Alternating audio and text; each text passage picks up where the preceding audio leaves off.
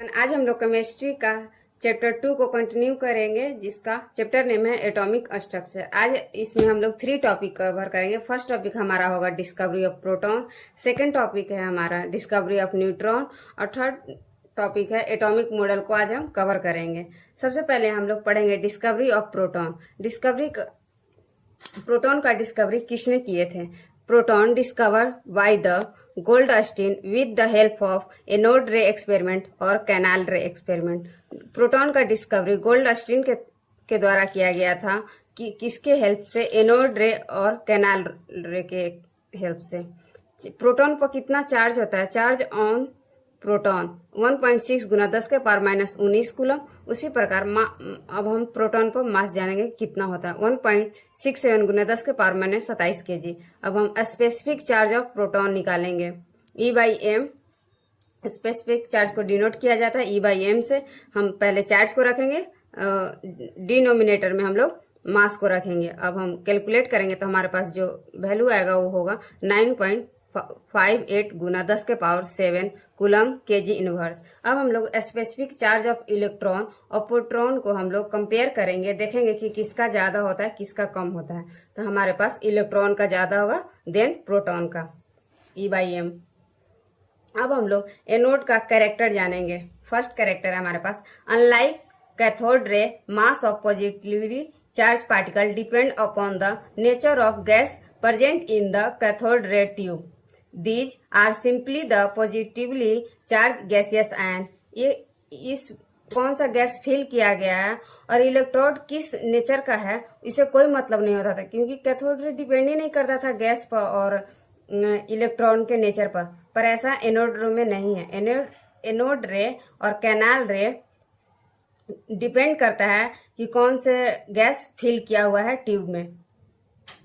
अब हम लोग कैनाल रे का सेकेंड कैरेक्टर पढ़ेंगे। The charge of mass ratio of the particle depend upon the mass from which this originate. ये बोल रहा है कि जो प्रोटॉन का E/m वैल्यू है स्पेसिफिक चार्ज, वो डिपेंड करता है कि कौन सा गैस है। Third, sum of the positive charge particle carry a multiple of the fundamental unit of electrical charge. Multiple में चार्ज रहेगा, जैसे पॉजिटिव 2, -2, +5, +6 ऐसे करके। Fourth point the behaviour of this particle in the electric field और magnetic field is opposite to the observe electron और cathode ray. जैसे हम लोग कल के क्लास में हम लोग देखे थे कि जो इलेक्ट्रॉन या कैथोड रे है, इलेक्ट्रिक फील्ड और मैग्नेटिक फील्ड के प्रेजेंस में रखने पर उसका बिहेवियर निगेटिव चार्ज पार्टिकल की तरह बिहेव कर रहा था। उसके जस्ट अपोजिट कैनाल रे इलेक्ट्रिक फील्ड और मैग्नेटिक फील्ड के प्रेजेंस में बिहेव करता है। अब हम न्यूट्रॉन की डिस्कवरी को जानेंगे कि कैसे हुआ था और किसने किए थे। न्यूट्रॉन की डिस्कवर जेम्स चैडविक के द्वारा किया गया था। और सेकंड पॉइंट देखेंगे, this particle were discovered by the experiment of bombarding of alpha particle of beryllium atom. Beryllium atom पर अल्फा पार्टिकल का बम्बार्डिंग से न्यूट्रॉन की डिस्कवरी हुई है। जैसे हमारे पास यहाँ देखेंगे बेरिलियम एटम है और अल्फा पार्टिकल के बम्बार्डिंग से आया हमारे पास carbon plus neutron. Alpha particle को हम लोग डिनोट ऐसे करते हैं, हीलियम 2 हमारा एटॉमिक नंबर होता है, 4 एटॉमिक मास होता है और ये हमारे कैटायनिक स्पेसीज है +2। अब हम न्यूट्रॉन के कुछ इंपॉर्टेंट पॉइंट को देखेंगे। Neutron does not deflected from electric field and magnetic field. जब न्यूट्रॉन को हम इलेक्ट्रिक फील्ड और मैग्नेटिक फील्ड के प्रेजेंस में रखता है तो वो डेविएट नहीं करता है। Second point, neutron is neutral in charge. Neutron neutral होता है, इसका मतलब चार्ज अब्सेंट रहता है, तो हमारे पास चार्ज इसका 0 है।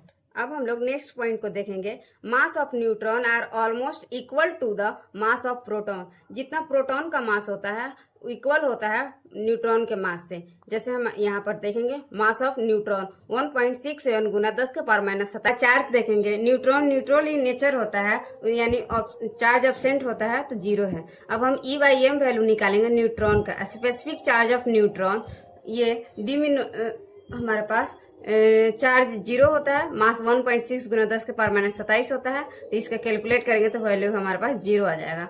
अब हम बहुत सी कॉम्पिटेटिव एग्जाम में देखते हैं कि specific charge electron, proton, neutron, alpha particle को कंपेयर करके क्वेश्चन किया जाता है। तो हम लोग सबसे पहले देखेंगे decreasing order of specific charge of value of electron, proton, neutron और अल्फा पार्टिकल को हम लोग डिक्रीजिंग ऑर्डर में सजाएंगे।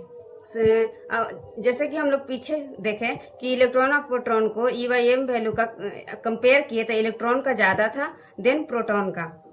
अब हमारे पास ये इलेक्ट्रॉन और प्रोटॉन तो हो गया, अब हम अल्फा पार्टिकल और न्यूट्रॉन को कंपेयर करेंगे तो न्यूट्रॉन का तो 0 होता है, तो ये हमारे पास सबसे लास्ट में आएगा, उससे पहले अल्फा पार्टिकल। तो सबसे ज्यादा होता है इलेक्ट्रॉन का, उसके बाद प्रोटॉन, उसके बाद अल्फा पार्टिकल एंड देन सबसे लास्ट न्यूट्रॉन का। अब हम लोग एटॉमिक मॉडल को पढ़ेंगे। हमारे पास 2 मॉडल है, एक थॉमसन एटॉमिक मॉडल, एक है रदरफोर्ड का न्यूक्लियर मॉडल ऑफ एटम। सबसे पहले हम लोग थॉमसन एटॉमिक मॉडल का की पॉइंट को देखेंगे। फर्स्ट पॉइंट है atom are spherical in shape. Second, the radius of an atom 10 के पावर माइनस 10 मीटर को हम लोग 1 एंगस्ट्रॉम भी बोलते हैं। अब हम थॉमसन एटॉमिक मॉडल के फर्स्ट और सेकंड की पॉइंट से हमें पता चला कि जो हमारे थॉमसन थे वो एटम के शेप और साइज को बताएं। अब हम देखेंगे रेडियस ऑफ न्यूक्लियस होता है 10 के पावर माइनस 15 मीटर। अब हम लोग एटम का रेडियस और न्यूक्लियस का रेडियस को कंपेयर करेंगे कि कौन कितने टाइम्स ग्रेटर है। सबसे पहले हम लोग एटम का रेडियस, देन नीचे लिखेंगे न्यूक्लियस का रेडियस। एटम का रेडियस होता है 10 के पावर माइनस 10 मीटर और न्यूक्लियस का रेडियस होता है 10 के पावर माइनस 15 मीटर। ये हम नीचे है, ऊपर ले जाएंगे तो प्लस हो जाएगा, और बेस सेम है तो पावर को प्लस करेंगे हम लोग, तो हमारे पास आ जाएगा 10 के पावर 5। अब एटम का रेडियस ग्रेटर होता है न्यूक्लियस के रेडियस से 10 के power 5 times. Atom radius of an atom is 10 के power 5 greater than nucleus radius. अब हम लोग थर्ड पॉइंट देखेंगे थॉमसन एटॉमिक मॉडल का। The mass of atom is uniformly distributed in over the atom. Atom के ऊपर एटम के मास uniformly distributed रहते हैं। Next point, the positive charge uniformly distributed. Positive charge भी एटम पर यूनिफॉर्मली डिस्ट्रीब्यूटेड होते हैं। Next point, this atomic model explain overall electrical neutrality of the atom. अगर एटम एलिमेंट या एटम पे कोई एनायनिक स्पीसीज नहीं होता है, पॉजिटिव या निगेटिव नहीं होता है, तो उसमें एटम न्यूट्रल ही कंसिडर किया जाता है, जिसमें एटॉमिक नंबर, प्रोटॉन, इलेक्ट्रॉन सब एक नंबर होते हैं। थॉमसन एटॉमिक मॉडल को हम लोग कई सारे नाम से जानते हैं। First plum pudding, second raising pudding and third watermelon. Watermelon, ये हमारे पास वाटरमेलन है, जैसे हम लोग कट करते हैं तो जो वाटरमेलन का हम लोग खाने के लिए यूज करते हैं वो हमारा पॉजिटिव चार्ज होता है, और जो वाटरमेलन में जो सीड्स होते हैं ब्लैक ब्लैक वो हमारा निगेटिव होता है। इसी के अकॉर्डिंग थॉमसन एटॉमिक मॉडल दिया गया था। नेक्स्ट पॉइंट, पुडिंग और watermelon of positive charge with plum और seed electron embedded into its. अब हम लोग रदरफोर्ड का न्यूक्लियर मॉडल ऑफ एटम जानेंगे। पहले जनरल इंट्रोडक्शन जानेंगे। Rutherford and his student bombarded very thin gold foil with alpha particle. Alpha particle को bombard किया गया था गोल्ड फॉइल पे। जो रदरफोर्ड एक्सपेरिमेंट दिए थे उसको किस नाम से फेमस है? Rutherford famous alpha particle scattering experiment. अब हम लोग रदरफोर्ड का एक्सपेरिमेंट जानेंगे। ये stream of high energy alpha particle from A radio active source was directed eight a thin foil of gold metal. Radio active source से alpha particle को very high energy से directly gold foil पर bombarding किया गया था। The thin gold foil had a circular fluorescent zinc sulfide screening around। जहाँ हमारा gold foil है, यहाँ पर गोल्ड फॉइल है, इसके अराउंड चारों तरफ जिंक सल्फाइड का कोटिंग किया हुआ रहता है। Whenever alpha particle struck the screen, a tiny flash of light was produced at the point। जैसे ही हमारे पास रेडियो एक्टिव सोर्स से हाई स्पीड में हाई एनर्जी से अल्फा पार्टिकल को बम्बार्डिंग किया जाता है गोल्ड फॉइल पर, और ये हमारा जिंक जो सोर्स अल्फा पार्टिकल होता है, ये जिंक सल्फाइड से जब टकराता है तो एक टाइनी फ्लैश लाइट प्रोड्यूस होता है। अब हम एक्सपेरिमेंट से हम ऑब्जर्वेशन क्या क्या किए वो हम देखेंगे। अब most of the alpha particle passes through the gold foil undeflected. Most of the alpha particle बिना डेविएट किए हुए डायरेक्टली क्रॉस कर गया, क्योंकि मोस्ट ऑफ द एटम का पार्ट एम्प्टी होता है। Second point, A small fraction of alpha particle was deflected by a small angle. कुछ अल्फा पार्टिकल और स्मॉल एंगल से डेविएट हो जाते हैं। और next point, a very few alpha particle bounced back that is were deflected by nearly 180 degree. ऐसे 20,000 में से एक पार्टिकल ऐसा हुआ कि जो जिस रास्ते से गया उसी रास्ते से वापस आ गया। अब हम लोग रदरफोर्ड के ऑब्जर्वेशन और कंक्लूजन के अकॉर्डिंग कौन सा हमारे पास पॉइंट निकल के आया वो अब हम लोग देखेंगे। First point, the positive charge and most of the mass of the atom was densely concentrated in extremely small region. Very small portion of the atom was called nucleus. Nucleus हमारा positive charge particle होता है। Nucleus में हमारा दो सब atomic particle होते हैं, first proton, second neutron. तो न्यूट्रॉन तो न्यूट्रल इन नेचर होता है, चार्ज एब्सेंट रहता है तो उससे कंसीडर नहीं किया जाता है कोई चार्ज में। बचा हमारा प्रोटॉन पार्ट, तो प्रोटॉन पॉजिटिव चार्ज होता है, इसलिए न्यूक्लियस हमारा पॉजिटिव चार्ज पार्टिकल होता है। और इसी तरह न्यूक्लियस की डिस्कवरी रदरफोर्ड ने की थी। अब हम सेकेंड पॉइंट देखेंगे। The nucleus is surrounded by electron that move around the nucleus with a very high speed in a circular path called orbits. Orbit हम लोग किसे कहते हैं, जैसे ये हमारे पास एटम है तो एटम के बीच में न्यूक्लियस होता है। अब इसके चारों ओर वेरी हाई स्पीड से सर्कुलर पाथ को फॉलो करते हुए इलेक्ट्रॉन मूव करते हैं, उसे ऑर्बिट करते हैं।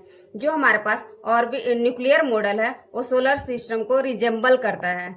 जैसे न्यूक्लियर मॉडल में न्यूक्लियस के अराउंड इलेक्ट्रॉन रिवॉल्व करते रहते हैं, उसी तरह सोलर सिस्टम में सन के अराउंड चारों ओर प्लैनेट्स रिवॉल्व करते रहते हैं। Resemble the solar system in the which the nucleus play the role of sun and electron that of revolving planets. अब हम नेक्स्ट पॉइंट को देखेंगे। Next point, electron and nucleus are held together by electrostatic force of attraction के through electron और nucleus बंधे हुए रहते हैं। अब हम लोग दो क्वेश्चन देख लेंगे रदरफोर्ड मॉडल के बेस पे। First, the Rutherford model of an atom lead to the discovery of nucleus. Rutherford nucleus का डिस्कवरी किए थे। रदरफोर्ड एटम के बारे में बता रहे थे पर एटम के बारे में स्टेबिलिटी को डिफाइन नहीं कर पाए, बट न्यूक्लियस का डिस्कवरी किए थे। That was the main drawback of Rutherford model. Rutherford model का ड्रॉबैक सबसे मेन यही था कि वो its could not explain the stability of atom. वो एटम की स्टेबिलिटी को नहीं बता पाए थे। Thank you.